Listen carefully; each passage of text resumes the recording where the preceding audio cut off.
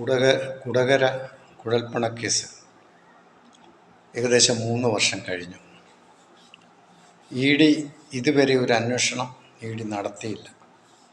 ഈ അടുത്ത സമയത്ത് കോടതിയിൽ ആരോ കേസ് ഫയൽ ചെയ്തപ്പോഴാണ് കോടതി ഇടപെട്ടതും ഇ.ഡി.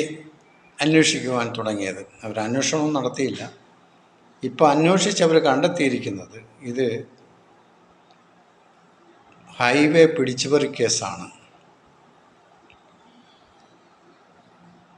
എന്നാണ് ഇപ്പോൾ അവർ കൊണ്ടുവന്നിരിക്കുന്ന റിപ്പോർട്ട്.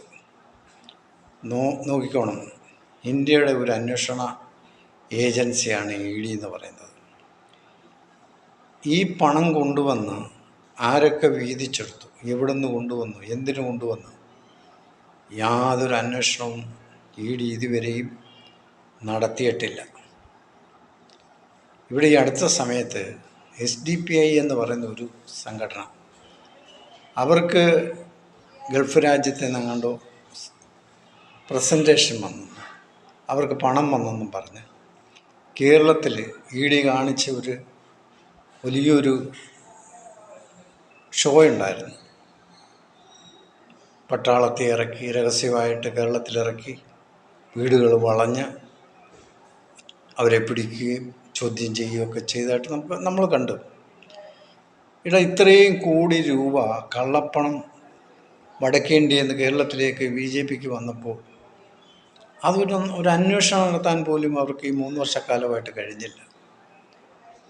അതെന്തുകൊണ്ടാണ്? ഭരിക്കുന്നത് അവരായതുകൊണ്ടാണ് അവരാരും ഉൾപ്പെടാതിരുന്നത്.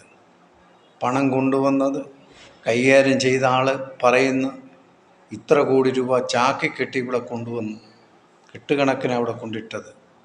അത് പലരും വീതിച്ചെടുത്തു, പലരും വാങ്ങിക്കൊണ്ടുപോയി. ഇതൊക്കെ അന്ന് ഇൻചാർജായിരുന്ന ആ മനുഷ്യൻ പറയുകയുണ്ടായി. അദ്ദേഹത്തെ വിളിച്ച് ഇതുവരെ ഒന്ന് ചോദ്യം ചെയ്യാൻ പോലും ഇ.ഡിക്ക് കഴിഞ്ഞിട്ടില്ല, ചെയ്തില്ല. അപ്പോൾ ഇവിടെ എന്താണ്, എന്തും ഭരിക്കുന്നവർക്ക് നടക്കും എന്നൊരു ഹുങ്കല്ലേ നമുക്ക് ഇവിടെ കാണാൻ കഴിയുന്നത്. കോടതിയെപ്പോലും വകവെക്കാതെ ഇ.ഡിയുടെ ഈ അന്വേഷണം എവിടെ ചെന്നെത്തും? ആരെ രക്ഷിക്കാനാണ് ഇ.ഡി ശ്രമിക്കുന്നതെന്നുള്ള വളരെ വ്യക്തമല്ലേ. അപ്പം അവരാരും ഇതൊന്നും അറിഞ്ഞില്ല, അവരാരും ഇതിനകത്തൊന്നും പ്രതികളല്ല. അത് പിടിച്ചു പറിച്ചുകൊണ്ട് പോകാൻ അവരൊക്കെയാണ് ഇപ്പോൾ പ്രതികൾ. അവർ ഹൈവേയിൽ പിടിച്ചുപറിക്കാരാ. അത്രയേ ഉള്ളൂ ഇ.ഡി കണ്ടെത്തിയിരിക്കുന്നത്. നമ്മൾ എന്ത് ചെയ്യാൻ ഒക്കും? ജനങ്ങൾക്കിതെല്ലാം കണ്ടുകൊണ്ടിരിക്കാം എന്നല്ലാതെ അവരൊന്നും ചെയ്യാൻ പറ്റത്തില്ല.